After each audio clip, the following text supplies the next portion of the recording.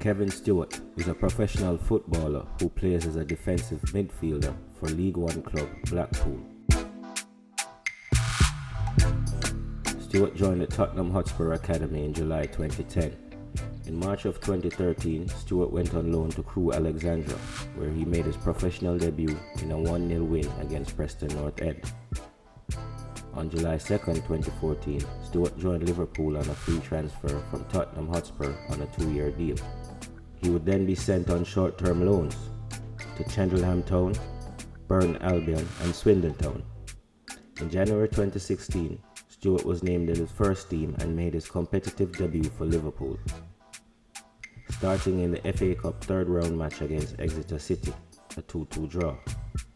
He would go on to make 20 appearances for Liverpool.